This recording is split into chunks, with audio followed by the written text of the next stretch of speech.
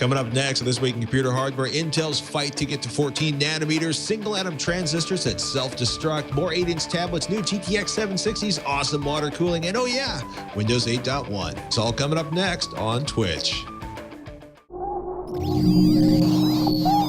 Netcasts you love. From people you trust. This is Twit. Bandwidth for Twitch is provided by CacheFly at CACHEFLY.com. This is Twitch, This Week in Computer Hardware, episode 239, recorded October 17th, 2013. Tiny tablets and shrinking process. This episode of This Week in Computer Hardware is brought to you by Ting.com. Ting is a mobile phone service that makes sense. Save money with Ting, pay for what you use, doesn't require a contract, and offers unlimited devices on one pooled plan. To save $25 on your first Ting device, visit twitch.ting.com. That's twitch.ting.com. This is Twitch, This Week in Computer Hardware, Twitch's weekly show that aims to bring you the best, most useful, most informative, and most important news. And we love to talk about hardware questions too. My partner in crime, Ryan Shrout, is somewhere in Montreal, and according to his Twitter feed, I understand, is drinking with NVIDIA. I can only imagine what sort of mayhem that will lead to. Joining me today from PCPer.com, Josh Walrath, from somewhere, I believe, in Wyoming, where it is snowing. Somewhere. It is snowing outside. What is October? And we're nearing the end of it.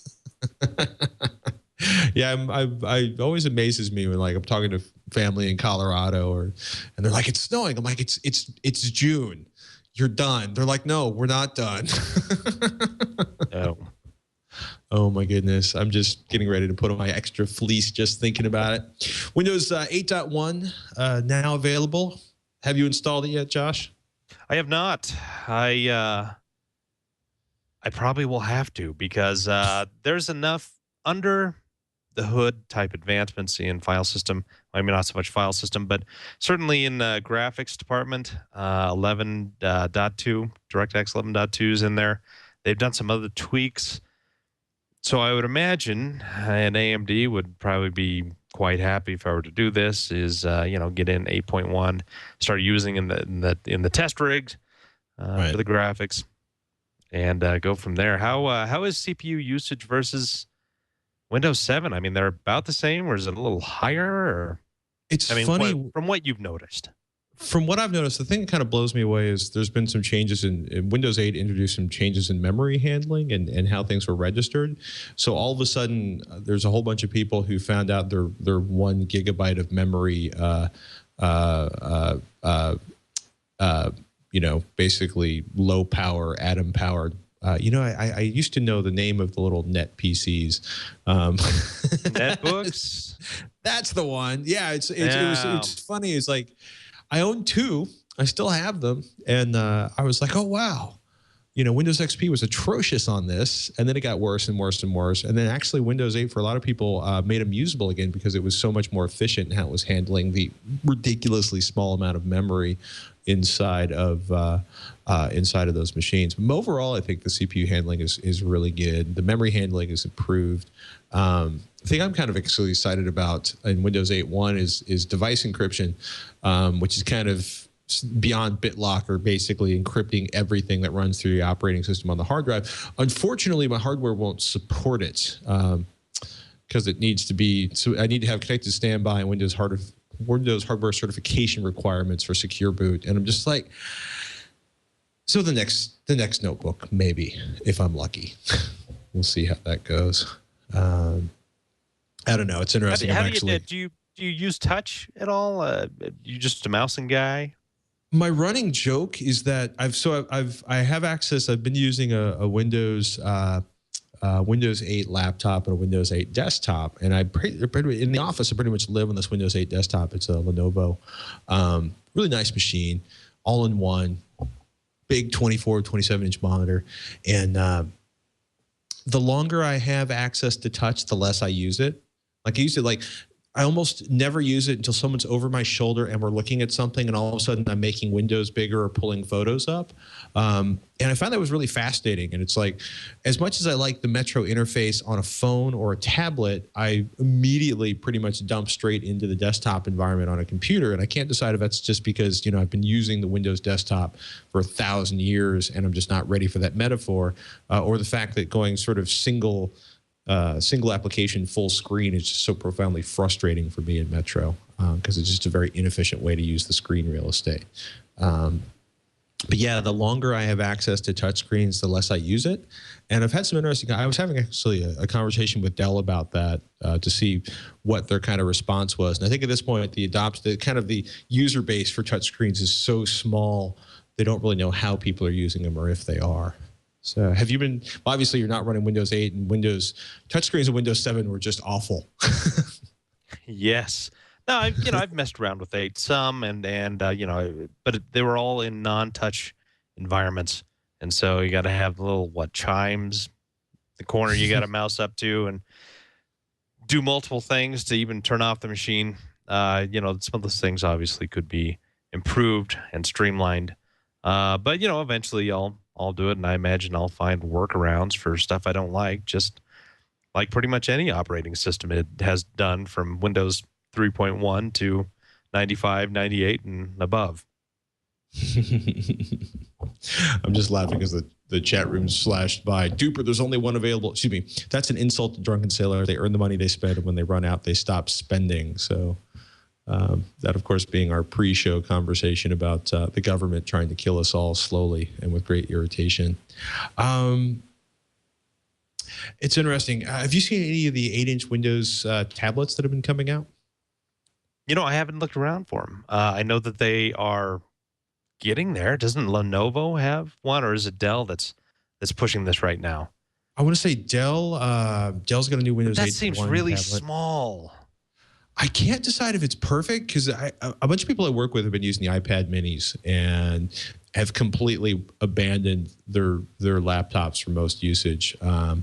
But it's Dell's revived the Venue brand. So they have the Venue 8 Pro, which is like an 8.1 tablet, which I got some hands-on time with, not enough to really like benchmark it or anything, but it felt snappy. You could do basic work on it.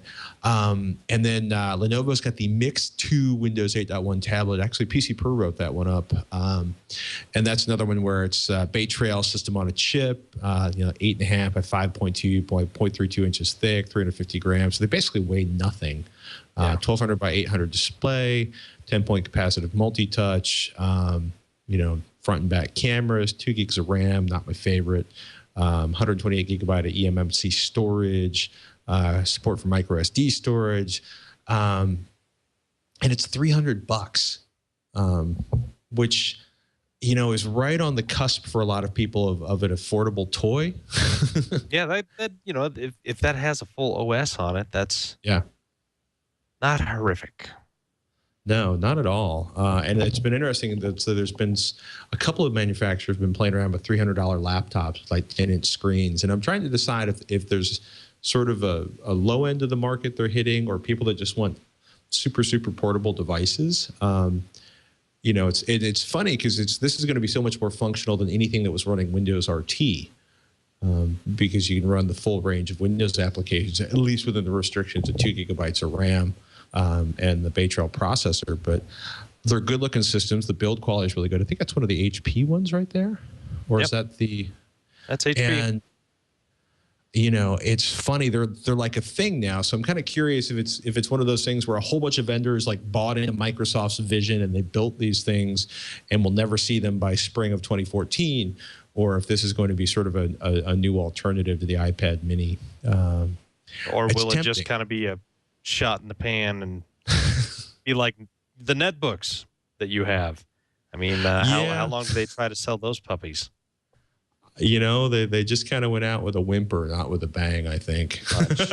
I think it's pretty fascinating to see where, the CPU guys are going, because for the longest time it was, faster megahertz, faster, better IPC. And then they were kind of hitting a wall in that, we can sort of improve IPC and we can go up more in clock speed, but what's kind of the point? So let's add more cores. So they've got up to these 8 and 12 core products essentially, and now it's like, where do we go from here? We've got all this performance, all this core, and hardly any software really supports it. So they looked at the mobile space. It's like, we can tone everything back down, make it as efficient as possible, and it's just opened up a whole new world in the mobile landscape from starting with the first smartphones in 2005, and the ecosystem we have now it's absolutely amazing, the amount of performance you can get in such small form factors and so cheaply. Yeah. If you had that kind of stuff in 2003 on your desktop, you'd be ecstatic, and now we're just carrying that in front pocket along with other things.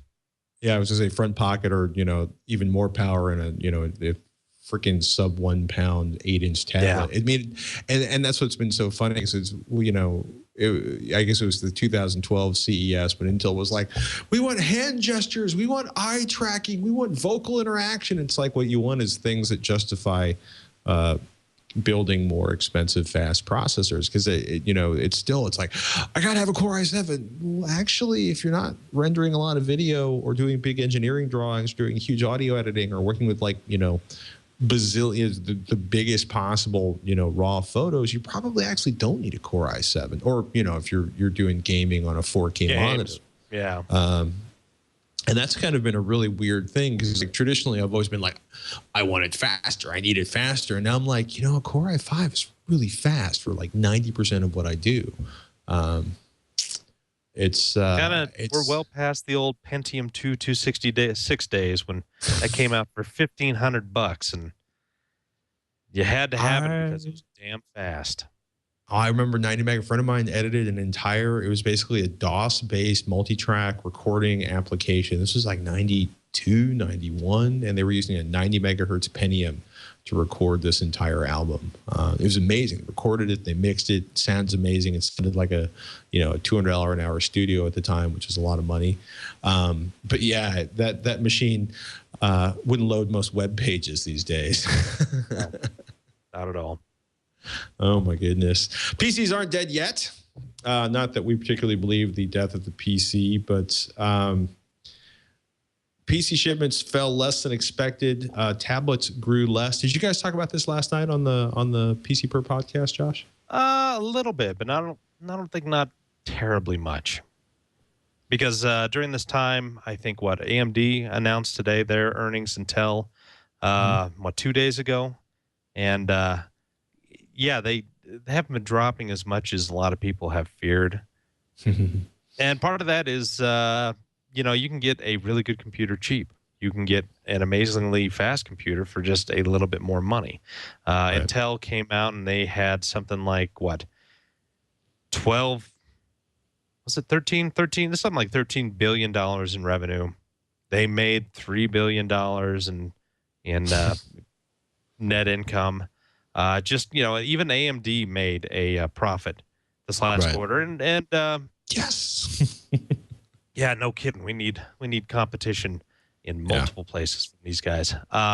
So the sky is not falling. People still need PCs. Workplaces still need PCs, and even though the rate of adoption has obviously slowed down, we're still growing in areas like India, China.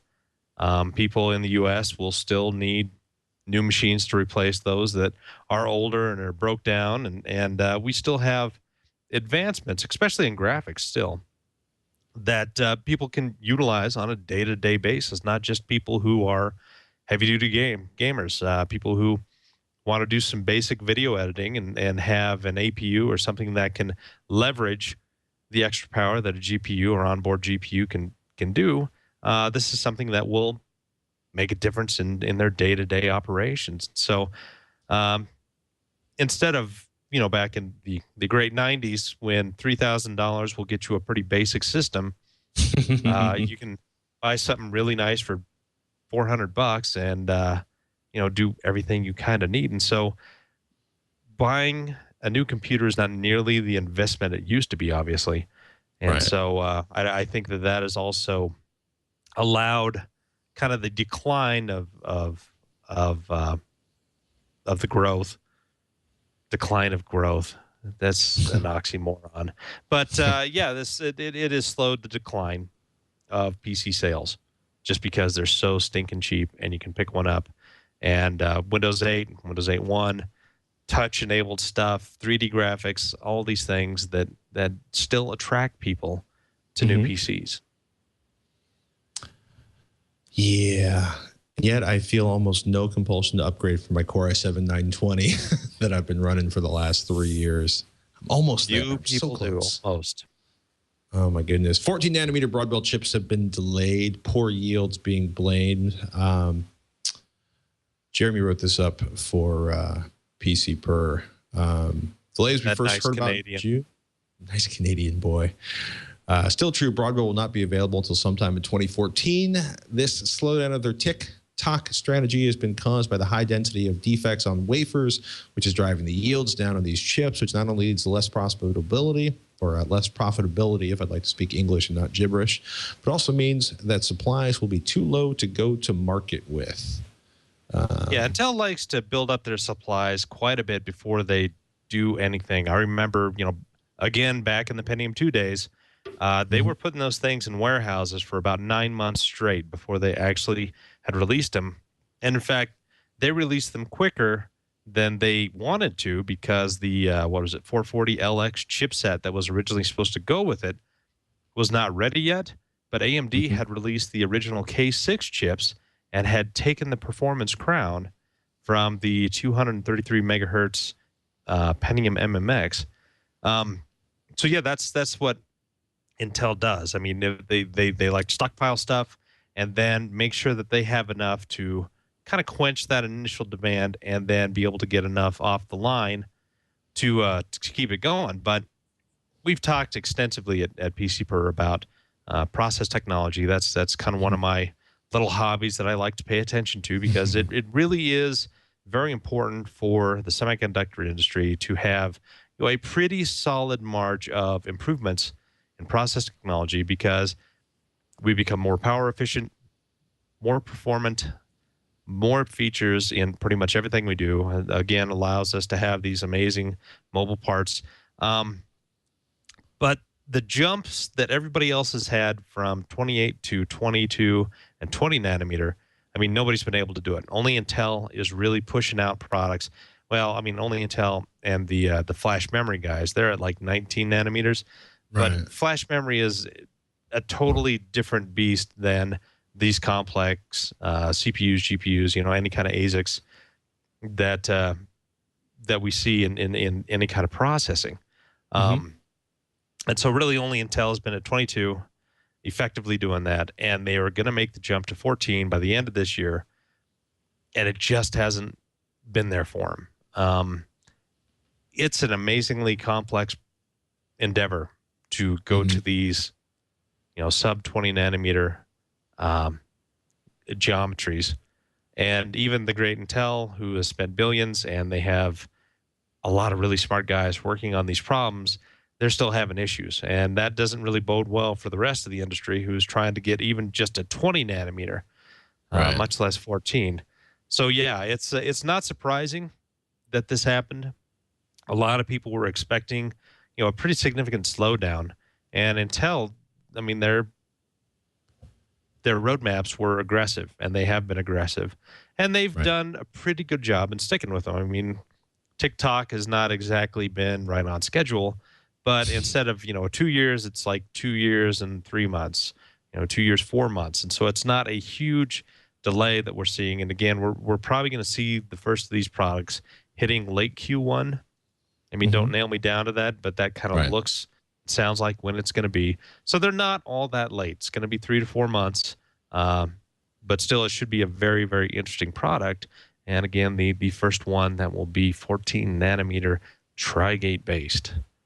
Has part of the slowdown or the sort, and one, I agree that the engineering problems they're solving are just extraordinary. And it's funny, you look at the Intel R&D pipeline slide on the article page, and it's like 2015 plus 10 nanometer, 7 nanometer, 5 nanometer, and you start getting to the point where you can no longer use copper. You're starting to look at alternative sort of technologies for pushing the Well, zeros. it's not and silicon. around. It's Yeah. they're looking at carbon-based Yeah. graphite Um, buckyballs. which it gets like really sci-fi really fast, and the scale Yeah, they're you working start on dealing is ridiculous. with quantum electron tunneling. It just electrons seemingly appearing out of nowhere and activate a transistor, and you've got gibberish going on. It's just, yeah, I mean, we're hitting some interesting physical walls, and go ahead. I was going to say is part of what Intel trying to do is sort of end run their way around ARM and the mobile. If they can move the process fast enough, can that help them sort of turn the corner on catching up with AMD and on super low power mobile parts, or is this just all part of overall what Intel needs to do to keep being Intel? I think a lot of it. I mean, they have amazing margins for their products. They're hitting 60 to 65%. Everybody else, they're pretty happy between 36 and 40%. I remember NVIDIA hit 45%, and they thought that they're at the top of the world. Intel has not had that problem. I mean, they stay profitable. They invest wisely in their fabs, and their manpower is really second to none in the world. And so that does allow them to get more money out of each product because they can shrink them down, they can have more die per wafer, but still sell them at a much higher price than what the competition can. And the competition is setting their price at where they can really survive. So Intel always has that nice buffer over the competition. And so, yeah, I mean, they now do view ARM as their primary competition. AMD is kind of fallen to the side.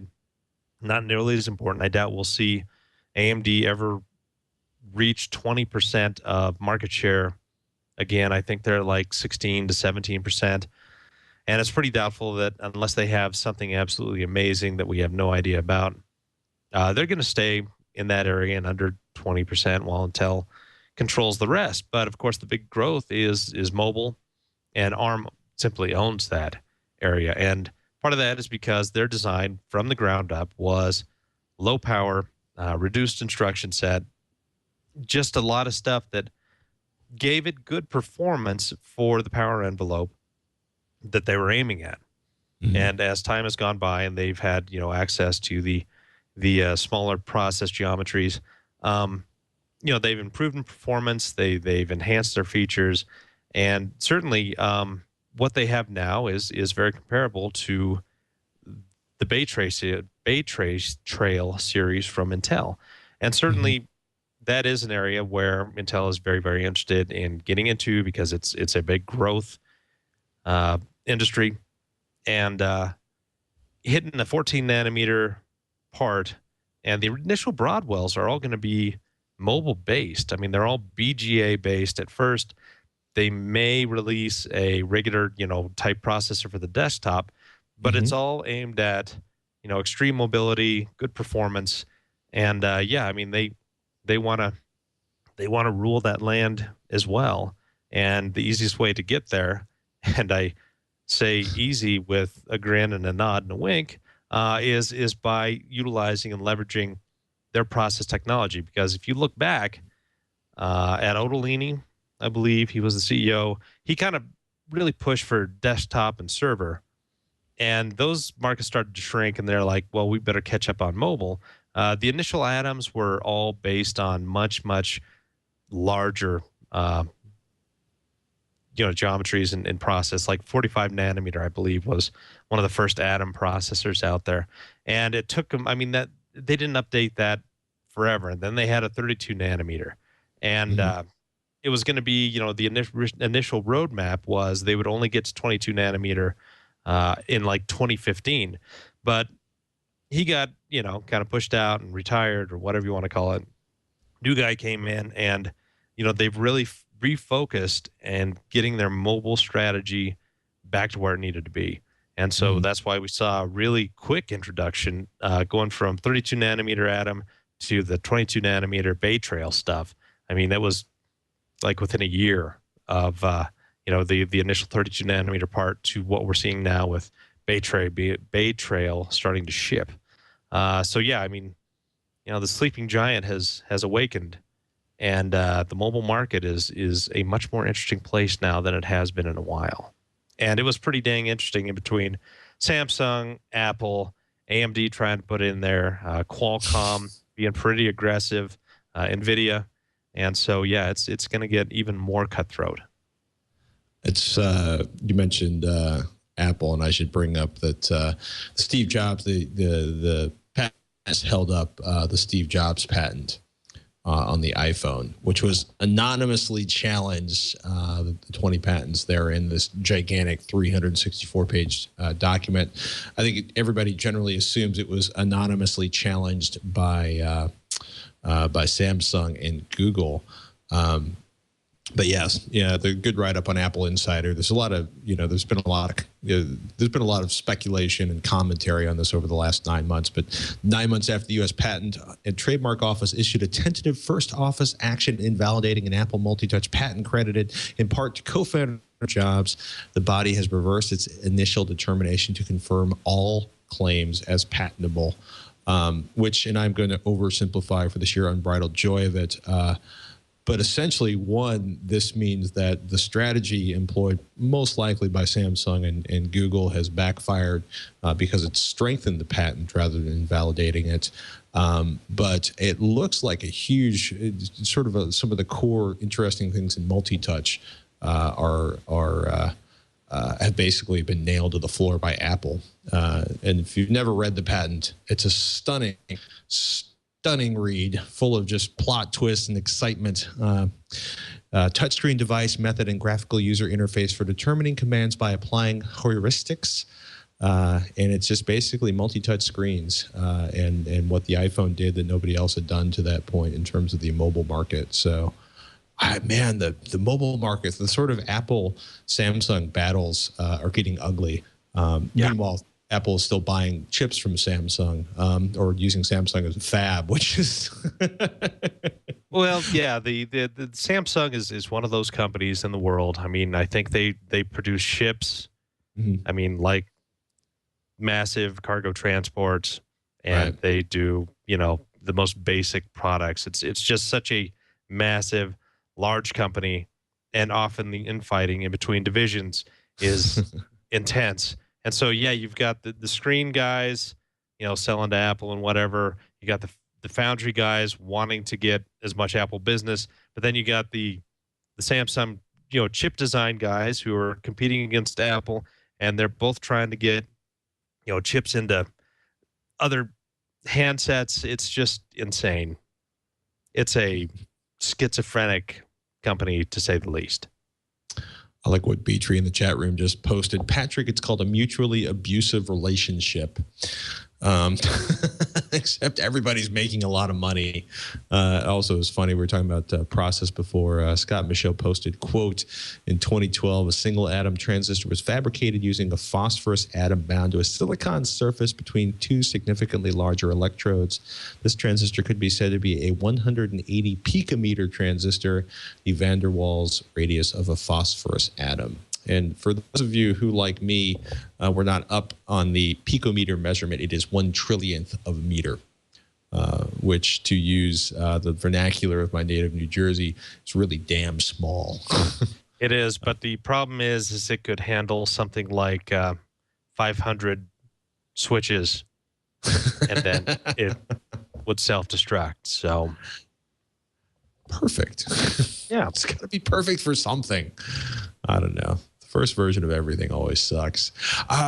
What's going on with the GTX 760s? There's like two OEM versions coming out, the GTX 760 Ti and the GTX 760 192-bit, which sounds so fast until you realize it's actually the 192-bit is running at 823 megahertz to the base clock of the GTX 760 of 980 megahertz. Both have the same amount of shader cores, and the Ti has more shader cores, but is still running slower than the base clock on the GTX 760.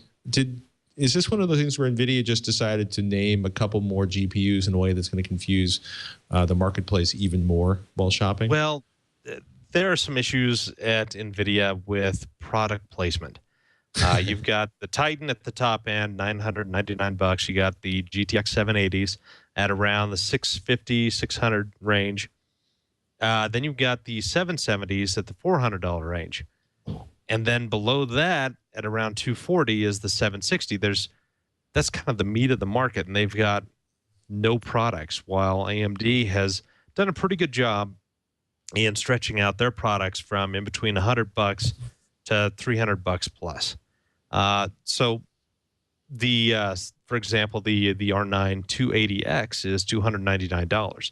It has performance that far outstrips that of the GTX 760, but it's only $40 to $60 more expensive. And when I say outstrips, I mean it is significantly faster. It looks like the new 760s are again GK 104 based, which again, that's the same stinking chip that we saw introduced over a year and a half ago with the GTX 680, GTX 670.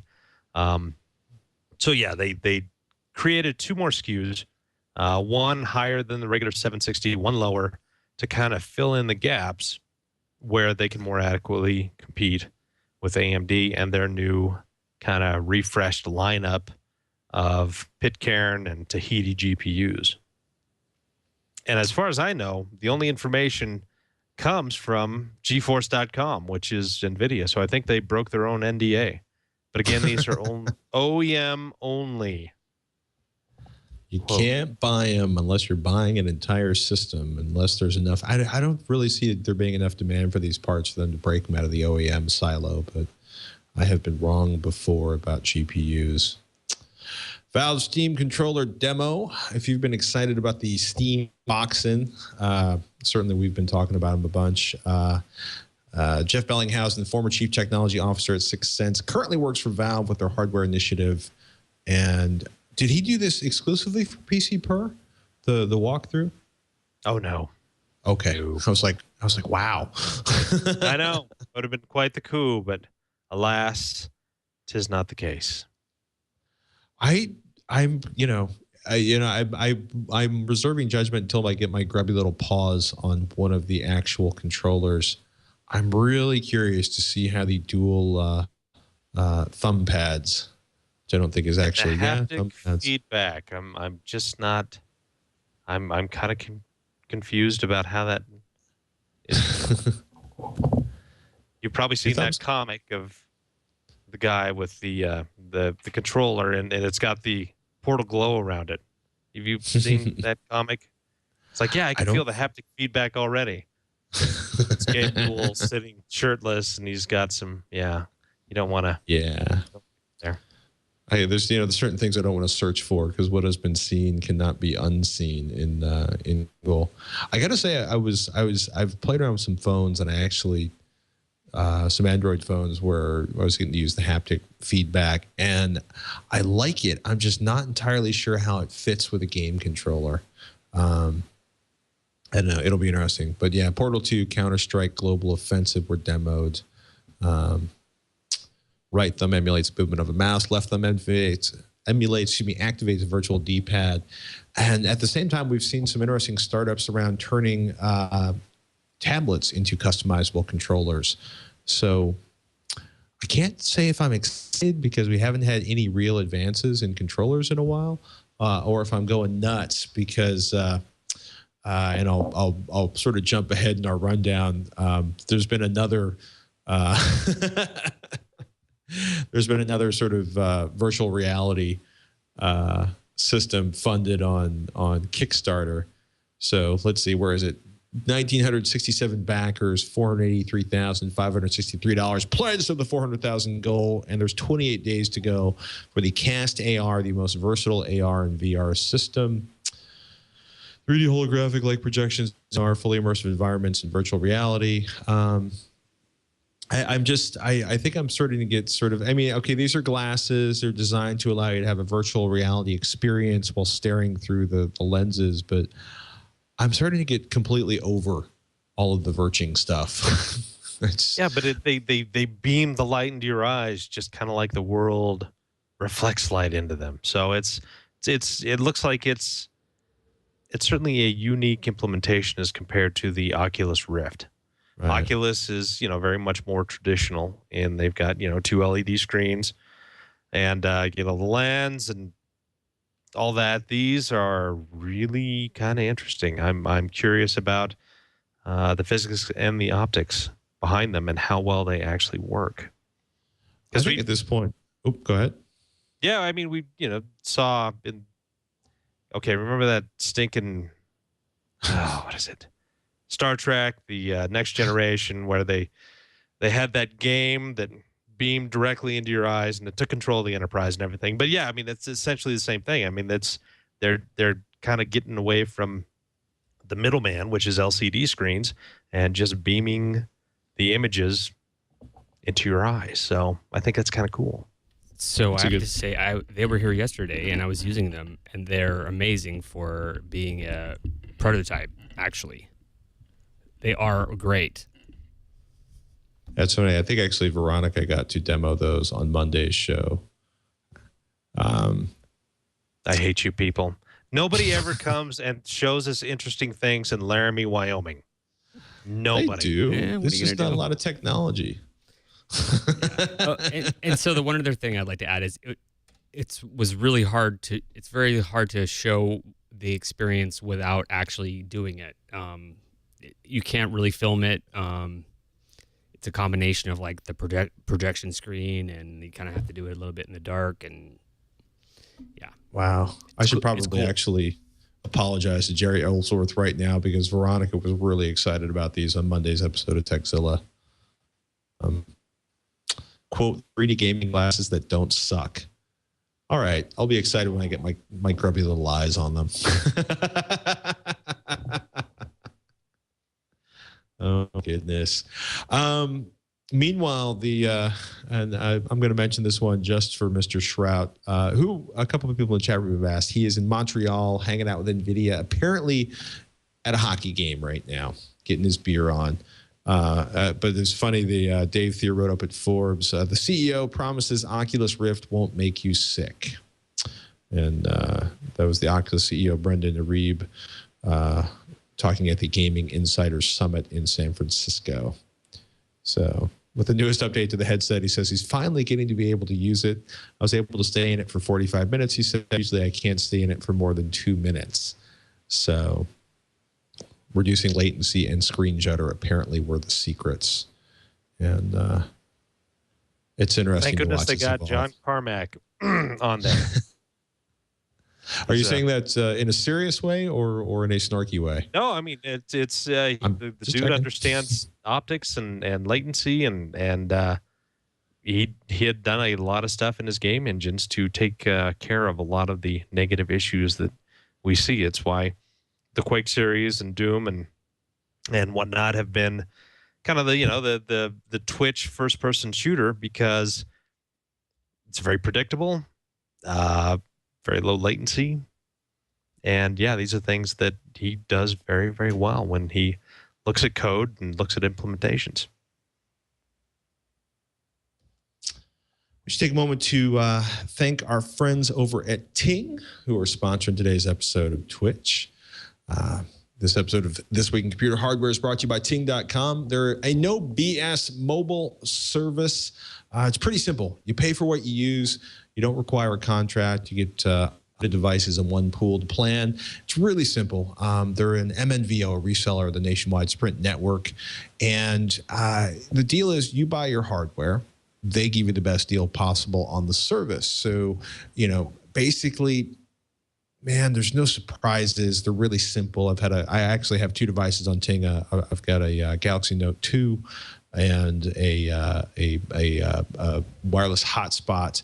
And it's really nice because I used to drop $60 a month on a wireless hotspot, whether I used it for 0 minutes or 0 megabytes, or if I use it for gigabytes.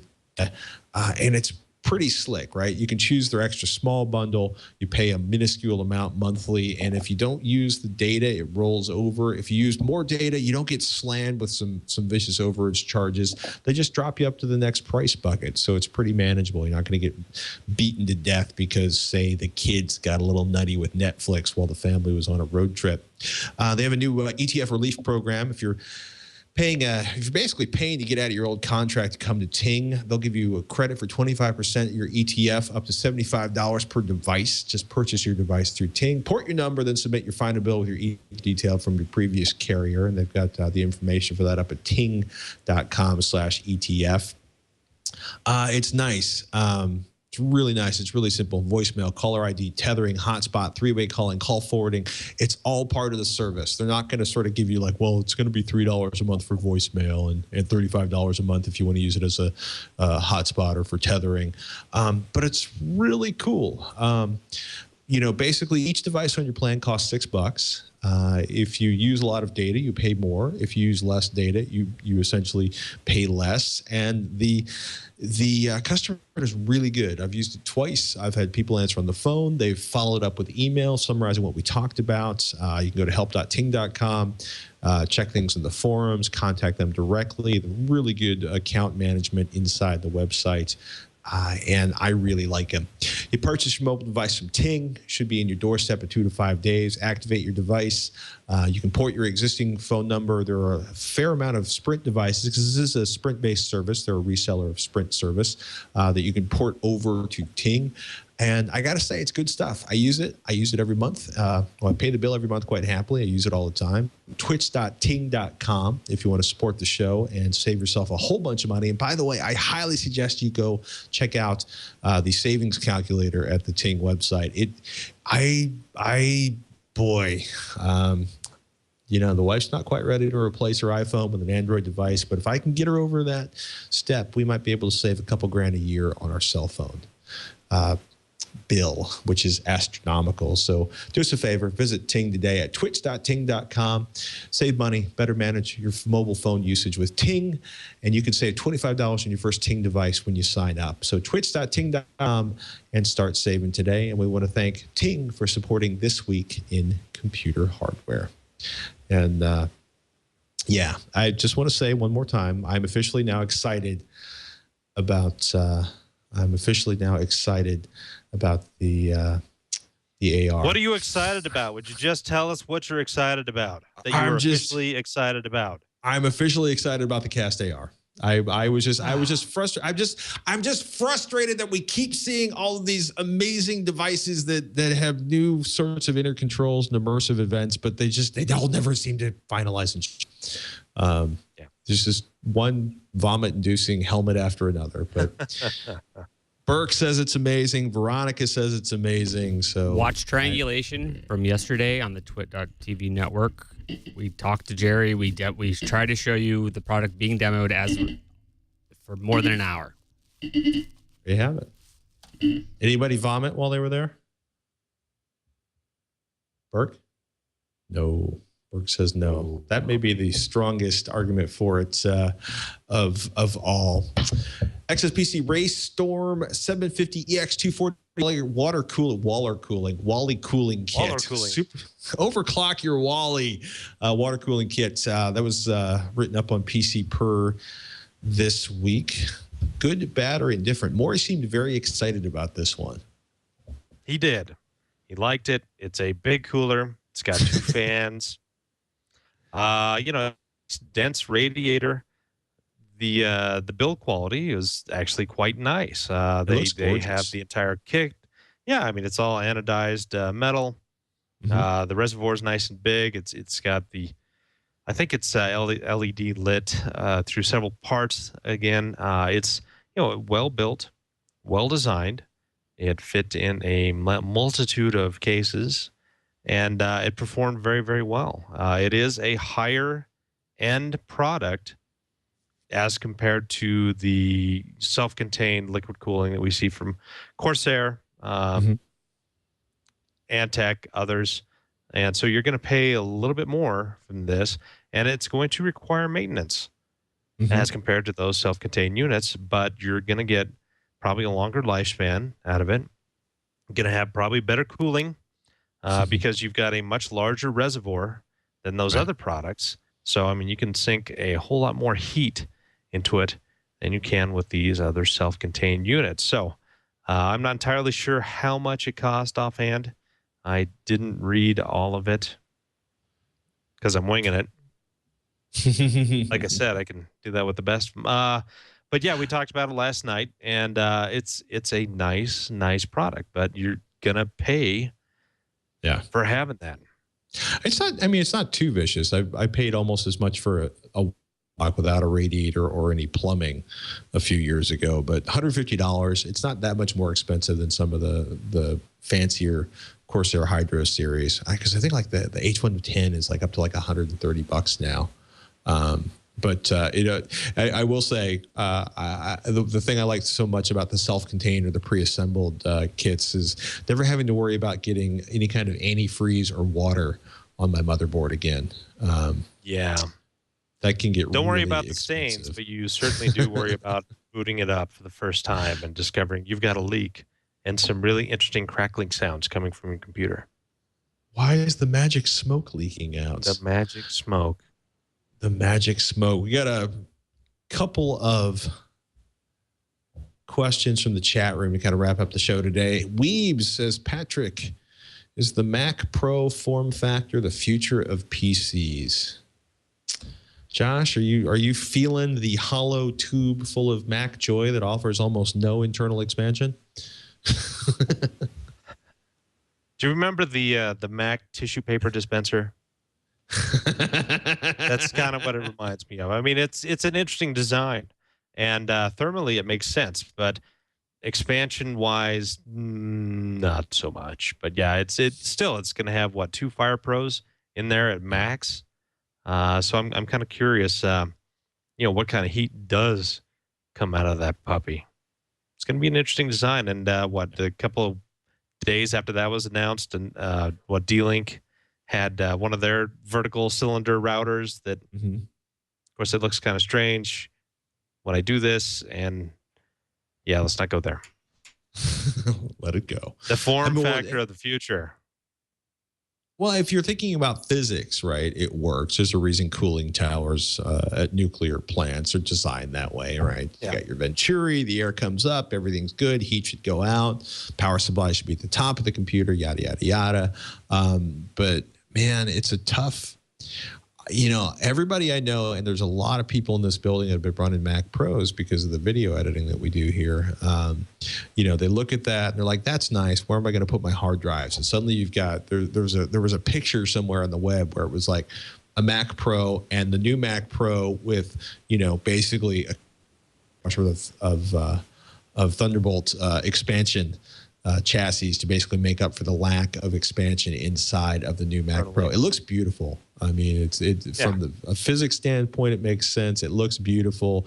I like watching Apple advance, or anybody for that matter, advance kind of design. But, most of the people who are spending all of the money for a Mac Pro need like 6 hard drives, or they need, It's just, I'm just thinking they're kind of missing a big chunk of their market.